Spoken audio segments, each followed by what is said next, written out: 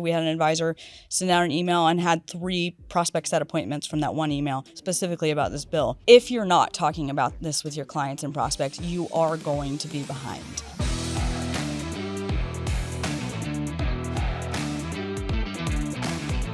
Welcome into Impactful Conversations, stories and lessons for financial advisors. I'm your host, Dave Edgecombe. Joining me, Brett Laney, Director of Client Marketing, Spencer Lloyd, who heads up our Advanced Resources team here at Impact.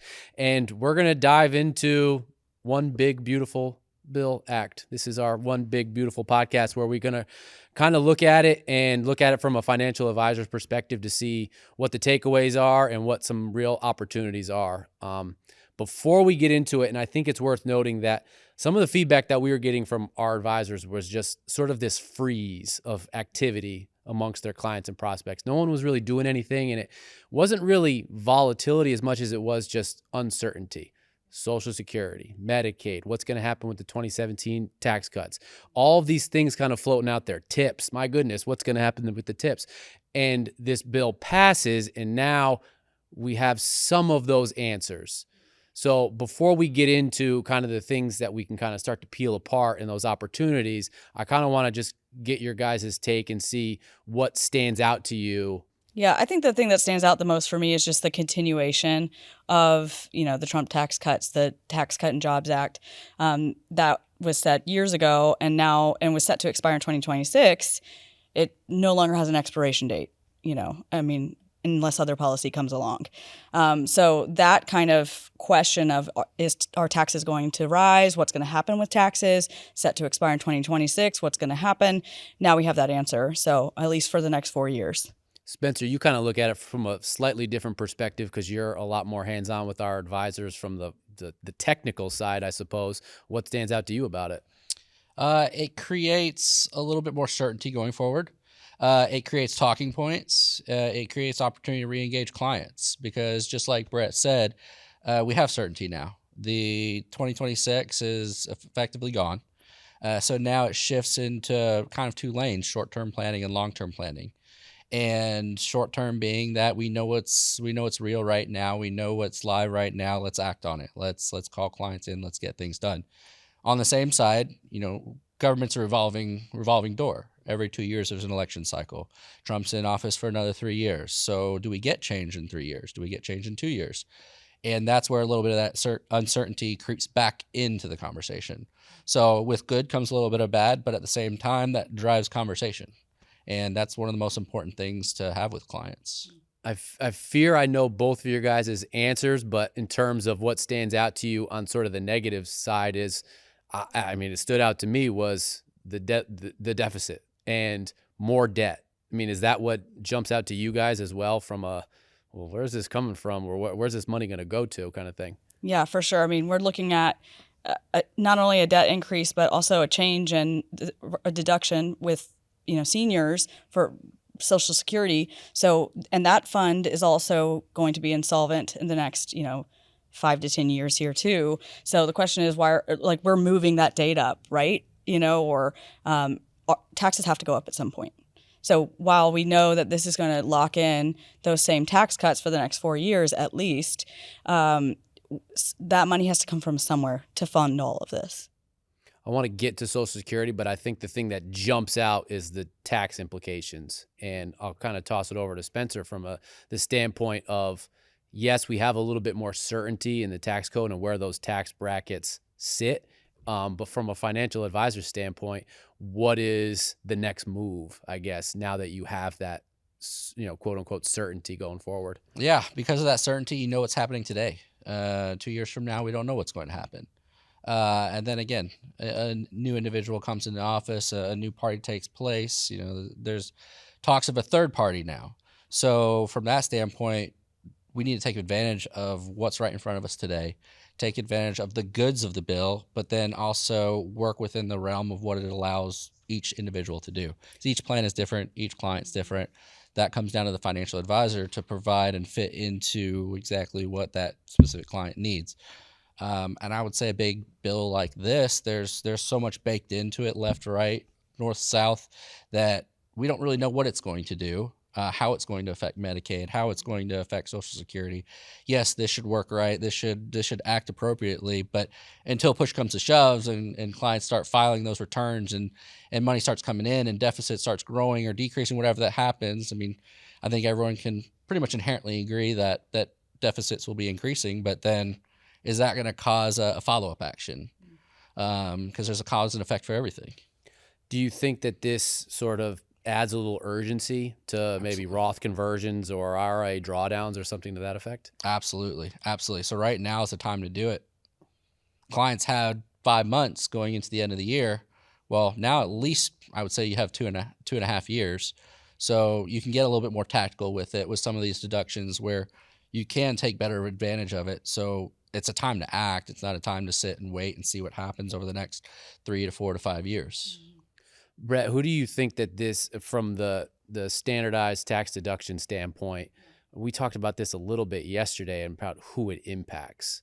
Who do you feel is going to be the most impacted by that change? I would say the people impacted the most are the ones living on the threshold of those tax brackets, right? Especially with the modified adjusted gross income. That senior deduction is going to affect the people that are kind of sitting on that edge. So with Social Security, you have basically 3 tiers of taxing there. How much is taxed of your Social Security? And then obviously you get into the income brackets. But just even within that, if you're kind of on that threshold and that $6,000 deduction for an individual over 65 happens, they might only have 50% of their Social Security tax versus 85%. So I think that's who it'll affect the most, is those kind of living on those thresholds of those tax brackets. So for an advisor, what's that first move?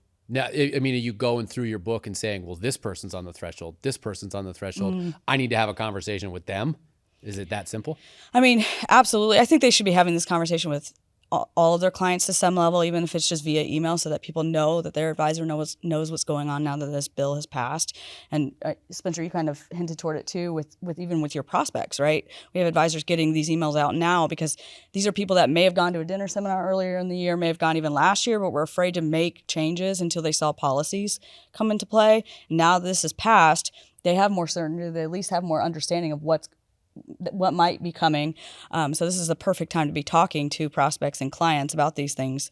But yeah, I mean, I certainly think it affects those people more, the ones living on that threshold. So those are the ones that you can be more strategic with really quickly off the bat. For an advisor, do you think it's too aggressive to try and do like a seminar that dives into it? Is it too much for an advisor just to try and unpack in like a town hall type setting where they've got 30 strangers in front of them? I don't think so. I mean, ultimately, One Big Beautiful Bill Act has so much in it that people would already be talking about at a seminar. So at the very least, they should be adding it in a bullet on that mailer, making sure they're adding it into their seminar. I think if you're not talking about it in your seminars, you're going to leave a whole room of people thinking that you don't know what's going on next. So if you want to stay relevant, certainly bring it up at your seminar, even if it's not the main topic. It should be mentioned. Social Security. We know 2032, 2033. That's that deadline that keeps kind of inching closer. And now we have more movement and we have more sort of, I don't know, would you describe it as flexibility? I mean, what does the change for Social Security ultimately mean for the average retiree? Well, I know one of the things, just to clarify too, we've heard so many people say, oh, we're eliminating taxes on Social Security. That's not really what's happening. That code couldn't really be changed right now. That's pretty in place, and it would take a huge amount of legislation to change it. So really what's happening is there's a deduction on the other end of it that could reduce taxes on Social Security for seniors. But it's not like those have gone away. So, I do think short term it could help some seniors. That this really only lasts until 2028 in its current state. But what it will do also is that $6,000 deduction, that's normally what people are paying back into Social Security with. So over those 4 years, however many seniors, I think they said 64% weren't paying taxes on Social Security, or seniors weren't, and now 88% won't be paying as much as taxes or reduced taxes on their Social Security. So imagine that much more not feeding back into the fund. I don't know what that expiration date does, but it certainly moves it up. I know when we were talking about it yesterday, the term shell game came up when we were describing how it's being sort of not manipulated, but moved around. Yeah. It makes me wonder what sort of creative opportunities there are for an advisor if it not a shell game, but if things are being taken out in different ways, what sort of opportunities does that create? Spencer, what kind of opportunities does that create for an advisor, specifically to Social Security? To be the financial professional that they showed up for, whether it's the seminar, whether it's the meeting, whether it's a phone call. The client's coming to you for a reason. They need your expertise. The financial advisor knows, a general idea on what's happening in the bill, what could come of it, and then what they know that they can control. Because you can only control what you control. We have no idea when Social Security realistically is going to run out. Everyone can make speculations. But at the end of the day, we have no idea. Will it run out? Possibly. Will there be changes? Most likely. Because the last thing anybody in government wants to do is become insolvent. That would look horrible, and they wouldn't get reelected. Right. That's a tough one to rebound from. So my mindset is always the fact that I don't think it'll ever be insolvent, but I think things will change before it becomes insolvent in order to save it. And that's where, I circle back to, we don't know what the cause and effect are going to be yet. We're going to see it down the road, and then we'll make adjustments accordingly. And then that's where the financial advisor can bring their expertise into the mix and provide a backup plan per se to Social Security. So, that would be my approach. Well, do you think that there's enough movement on the Social Security front with this that it changes how an advisor needs to factor in Social Security into their average person's retirement? In the short term, the deductions, absolutely. So they need to take all of that into account, and again, filter it right back into the Roth conversion story.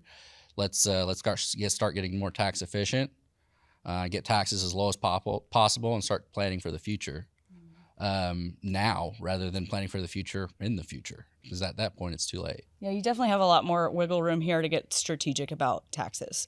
I think more than you had even in the last 4 years. Absolutely. So especially for retirees. So you can get really, really smart about how you position money so that you can have a much lower tax bracket.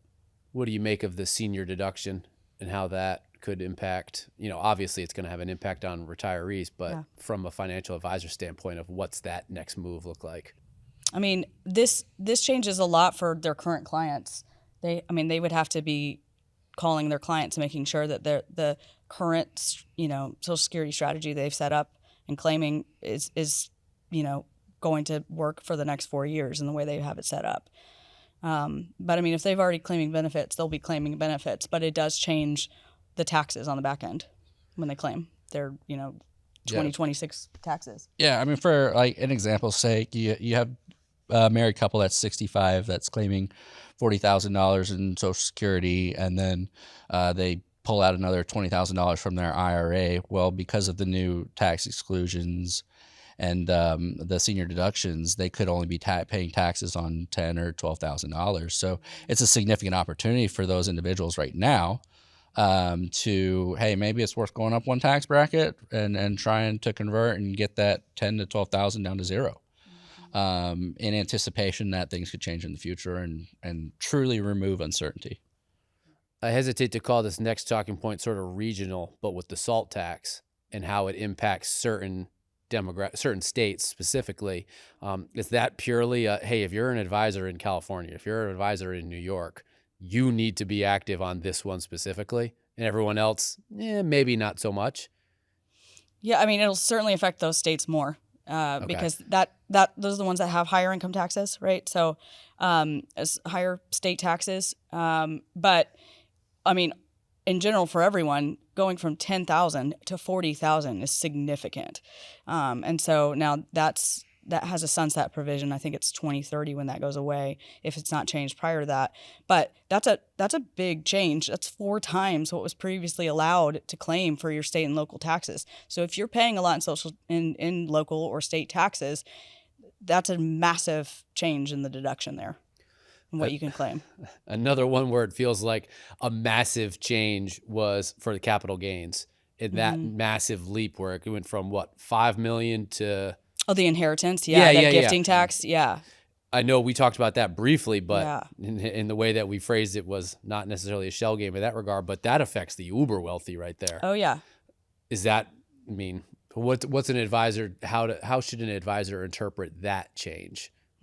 Well, I would say this is something where two things. Advisors can talk to high net worth individuals differently about it, because now going from 5 million able to gift tax free to 15 million, that's 3 times the amount. And so, and that's per individual as well. So that's a lot of wiggle room that you have there. So from a beneficiary standpoint, or who you're planning to gift to, it's a really good way to open up the discussion multi-generationally. So a lot of advisors struggle from the parents to the kids to be able to maintain that client. But if you can start having that conversation about those gifting limits and bring those children into that conversation, and by children they're probably grown, right? But those grown kids into that conversation, you're much more likely to keep them as clients down the line as well, especially if you're helping set up that gifting in a tax appropriate way. Yeah. Now, do you want to add anything onto that before I make my next point? Because I think Yeah, and I would say that goes into the conversation that I know everyone's already talking about. It's the great transfer of wealth that's happening. Yep. And this is exactly what's going to filter into it. It's how to maximize for my the next generation, for my kids and my grandkids, and how do I start planning effectively in that regard. I mean, it's unbelievable how much that boomers are retiring with and not spending in retirement. So it's crucial for a financial advisor to be a part of that, to make sure, one, they're spending their money and enjoying it, but then also passing it on effectively to their beneficiaries and to their grandkids, and really setting up long-term legacy across the board, because things are only getting more expensive, and the way things are shifting, jobs are getting tighter and tighter, and inflation could be continuing to increase. So why not kill 20 birds with one stone? Yeah, and I think this is that transition of the creative solutions and there's a lot in the bill, but there's a lot of opportunity sort of on the fringe of the bill. And if you're a savvy financial advisor, you can kind of read between the lines and see those opportunities and that next generation, and figuring out a way to make yourself sticky and bridging that gap. Is there another opportunity in there that you saw that jumped out to you and you said, oh boy, a financial advisor needs to jump all over this because it bridges that gap? The Trump accounts, I think. I mean, we're giving $1,000 to babies born between 2025 and 2028. Well, that's a big deal. That's just government dollars. So what does that mean for a financial advisor? So what's that look like for a financial advisor? So to me, that looks like a financial advisor asking their current clients if they have any grandkids being born in this year or in the upcoming years, and talking to them about that account, and whether or not that's the right account for this kid. They're going to have one set up, right? So it opens up the conversation for all kinds of things. Roth conversions for tax efficient accounts, even 529 plans, who knows? But that's just opening. It's just really a foot in the door to have that conversation with the next generation and their children as well. So just letting them know, hey, I know that that's something that just got passed. Your grandkid is going to have $1,000 in a fund. We'd be happy to talk to their parents about it too. Yeah, and I think you could max it out to up to $5,000 per year. Per year. Is that right? Yeah. I mean, that seems like, hey, you want to give this kid a start. Well, does that replace sort of what a college fund, a 529 could potentially be in their eyes? It's a little different. It's a little bit more limited in what those funds can be used for. Okay. And the taxes are a little different, but either way, it still opens up that conversation, right? Oh, so yeah. whether or not you wanted to use that account in the same way, it's still opening the conversation to talk about it with those clients and future clients. And it's really important just to make sure that is talked about in the client meeting. It's easy to meet with the client in front of you. It's hard to get their family into the mix. So you got to start talking about their kids, their grandkids, to get them in the room with you. Because once you have the whole family, now you have 3 generations of clients that you can potentially help. Or if your son's coming into the business or daughter's coming into the business, they can work with that same family. And it creates a stickiness that someone's got a new shiny object over there. I'm going to go work with that financial advisor. And a lot of it comes like the cause and effect too. And so kind of looking at it from a different lens is, what is this $1,000 incentivize? Does it incentivize the population to start growing at the rate that we need it to keep Social Security solvent? So that's where it's like every little thing that happens, what is it truly going to create down the road? Would it save Social Security? I mean, that would be unbelievable if all of a sudden population skyrocketed and Social Security was shored up because we have a new wave of individuals coming into work. Is that what it's meant to be? My wife mentioned that to me about what that tax credit is supposed to do, and it's supposed to replace Social Security. And I thought, this is the first time I'm hearing this. I feel like I would have heard that. Is that sort of the mindset or the idea behind it? So two different ways of thinking. I mean, it just depends on the individual and opinion, right? It's all just up in the air thought. Does it incentivize more people to have more kids? Does it incentivize more people to deposit to these accounts in anticipation Social Security goes insolvent or is not available to them when they're older? Does this replace Social Security? So who knows what direction we go? But it's a matter of having those conversations with the client and saying, hey, what do you feel? What are you comfortable with? Let's plan for every avenue, because you can absolutely do that, especially starting this young in an individual's life. What's another impact that you see that a savvy financial advisor should be jumping all over? Because we haven't even touched on Medicaid, and that's going to be, not to be a Debbie Downer, but that's one that we've all kind of looked into a crystal ball and said, well, if that happens and that happens, then we've got bigger problems. And we've mentioned it off the top about the deficit and where's this money going to come from, and the potential for massive cuts to Medicaid impacting everybody's insurance premiums. Yeah. What does that look like going forward, do you think, Brett? Yeah. So two things here. Medicare itself was not specifically touched in this bill. But because there were cuts to Medicaid, and a lot of times people who have Medicare supplement it with Medicaid, there's a lot of implications that this could increase healthcare costs, because when Medicaid isn't covering as much, and people still have to be treated, and hospitals have to provide treatment. Yep. Obviously not for elective surgeries and things like that, but for emergency care and illness, a lot of people start using the emergency rooms as primary care. Mm-hmm. And not only that, but the bill is going to be footed by the hospital. Well, as we know, these are privately owned hospitals, the majority of them. They are not going to be footing that bill. The costs will go up in healthcare in general for everyone who is paying.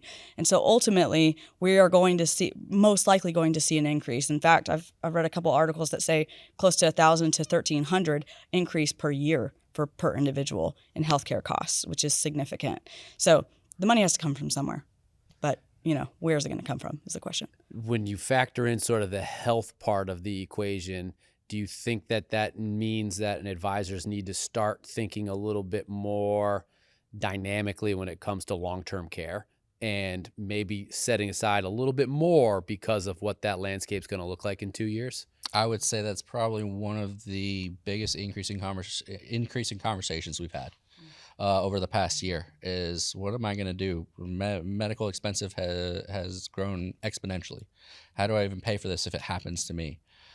So a lot of clients are getting smarter about that. They're reading articles, they're doing their own research, and they're understanding that I need a backup plan, because this one event could drain $150,000 from my account overnight. There's so much uncertainty, where if you have a little bit of coverage, whether it's from life insurance or another dynamic investment portfolio, whatever that is, just having that backup plan creates a sense of peace of mind. And gives the client a happier retirement at the end of the day. And then from the Medicaid cuts, and I don't disagree with anything that Brett said. I think costs are going to go up. They inherently go up. And when you make cuts and you make changes, they always go up, realistically. One thing that I think is interesting, and I've read a few different articles and topics and individuals discussing it, but one of the interesting things is the necessity to volunteer to work in order to retain some of those benefits. And so it comes back to that cause and effect. What does that cause? Does it cause more people to get back to work? And then are they working on a part-time basis? Are they volunteering? Are we getting more support in areas of need? Are we getting more individual working in services role that are now, exempt on the tips exemption there, so they're actually making more money? What does that create? Does that create, less likelihood of insolvency in Social Security? So you can go a rabbit hole any direction that you want to, but it'll be interesting to see how all of this develops. cutting medical coverage is probably not always the best thing to do in the world. But there's a reason. Someone did it. Someone had the idea and someone threw it out there. And time will tell if that was a good decision or not. You mentioned the tips, and we kind of talked about this a little bit yesterday in terms of, well, how many retirees do you see working in tipped positions, bartenders, waiters? Not a whole lot that are truly retired. I just don't see it a whole lot, but I'm also curious, cause and effect. They see an opportunity. They don't want to work at Home Depot where they get no tips. They want to work at Denny's where they can get a tip potentially. So do you think that advisors need to prepare themselves for back to work conversations with some of their prospects and clients about what they want to do in their retirement?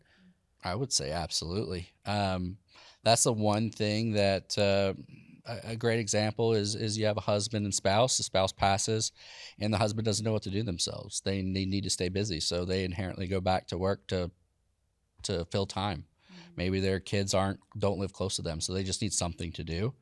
And one thing that is, and I'm glad you brought that up because it's something I just inherently noticed, but you order from a DoorDash or anybody, generally speaking, the delivery driver's an older individual. At least around me. Yeah. And I see that age progressing, and it's a low impact job. It's something that they can do on their own time. But again, they're provided tips. So that's our world is changing, absolutely, in regards to what the service industry is.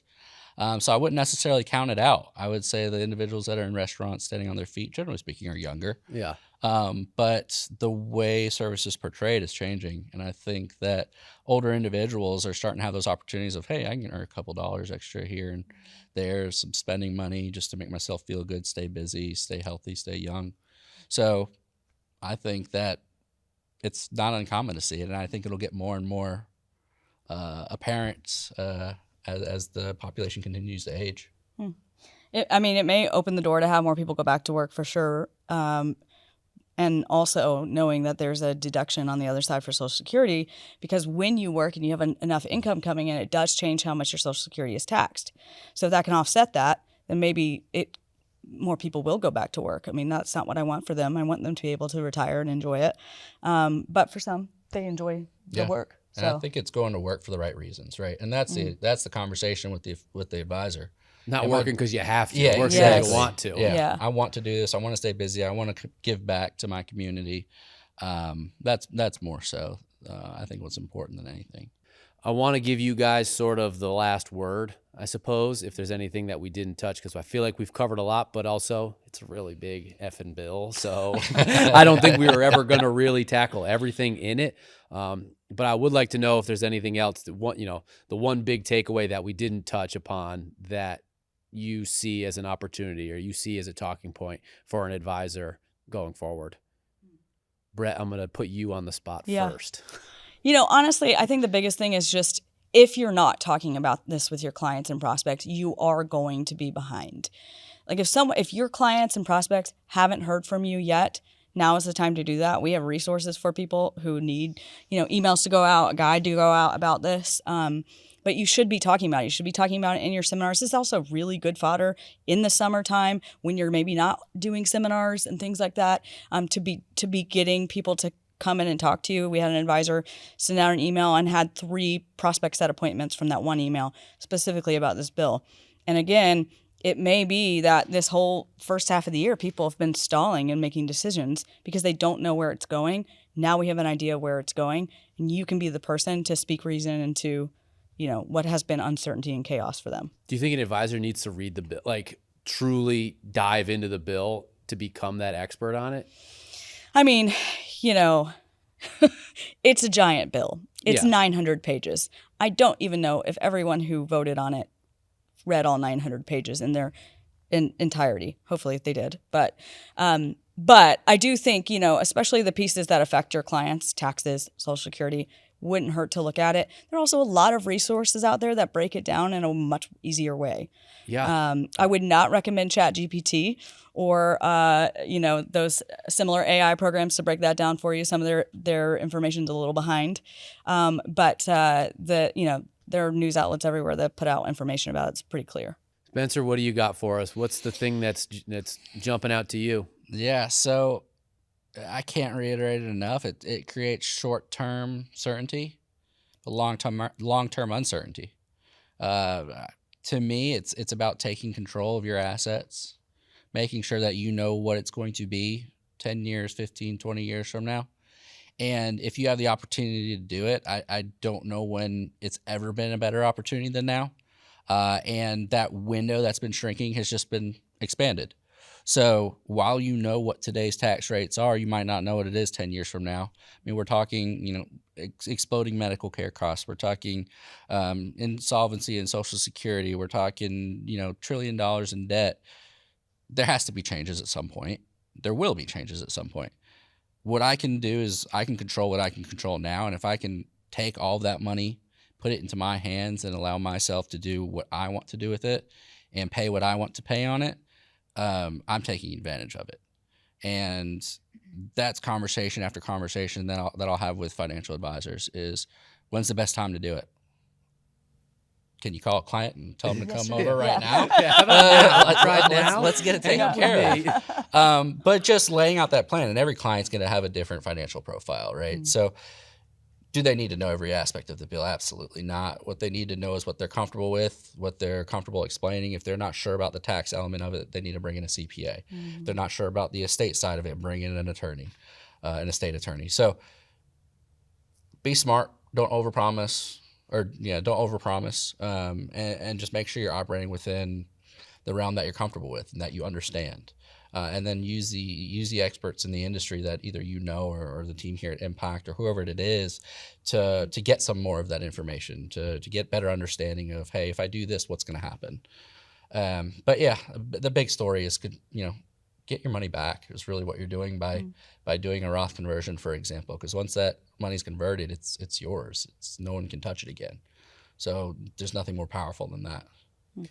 Guys, thank you so much for letting me steal an hour of your day to talk tax law and dive into it. And I think the big takeaway, like so many of these podcasts end, is be proactive as an advisor, be proactive, and don't bury your head in the sand, because the world is passing you by, and that freeze that advisors are saying they're experiencing and that we're seeing, might start to thaw now that we've got a little movement, and it would behoove any advisor to be on top of it and be proactive. So thank you again, guys. Thank you for watching. Like and subscribe. We've got all kinds of great resources on our Impact Partnership YouTube channel, House Rules, Selling with Stories. Check them out, and we'll see you next time.